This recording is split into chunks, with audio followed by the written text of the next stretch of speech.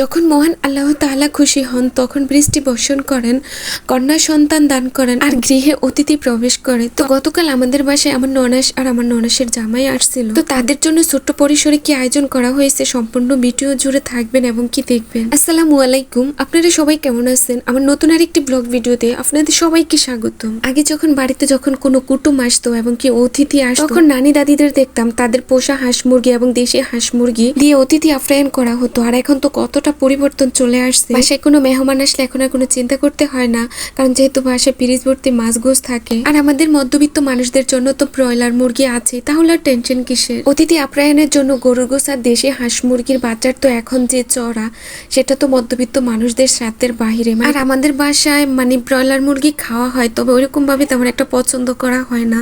তো তবে ভালো লাগে কি হঠাৎ হঠাৎ যখন বাজার থেকে কিনে আনা হয় ফ্রেশ গোশটা রান্না করা হয় তখন খেতে ভালো লাগে।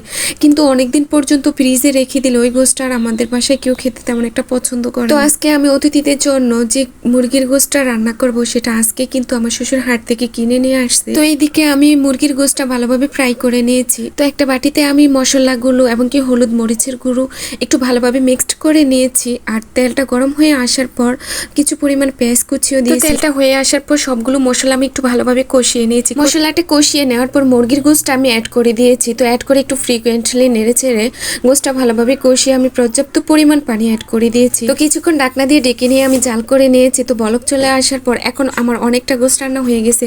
এদিকে আমার ননাসের জামাই আজকে চলে যাবে তাড়াতাড়ি, তো তার জন্য আমার শাশুড়ি একটু তুলে নিয়েছে তাদেরকে দেওয়ার জন্য। এদিকে জল চেক করার জন্য, লবণ মরিচ কেমন হয়েছে তা চেক করার জন্য প্রতিটা বইয়েরই একটা হ্যাবিটস, এক পিচ গোশ তাদের জন্য বরাদ্দ থাকবে একটু চেক করে নেওয়ার জন্য। আর এদিকেই তো আমার মুরগির গোশটা হয়ে আসছে, আমি তুলে নিয়েছি।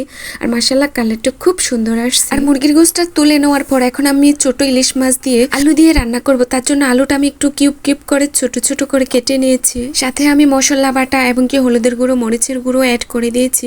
তো এখন আমি একটু ফ্রিকুয়েন্টলি নেড়ে চেড়ে নেব, ঢাকনা দিয়ে একটু ঢেকে নেব, কিছুক্ষণ জাল করে নেব যাতে একটু আলুটা ভালোভাবে কষিয়ে নেওয়া যায়।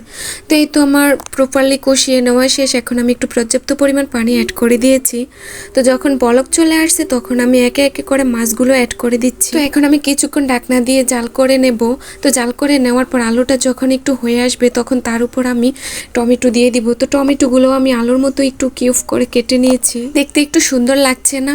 তো এই তো টমেটোটা দেওয়ার পর আমি কিছুক্ষণ ঢাকনা দিয়ে আবার জাল করে নেব। তো এই তো আমার রান্নাটা কমপ্লিট। আর মাশাআল্লাহ কালারটা এত সুন্দর আসছে, দেখে খুব লোভনীয় লাগছে।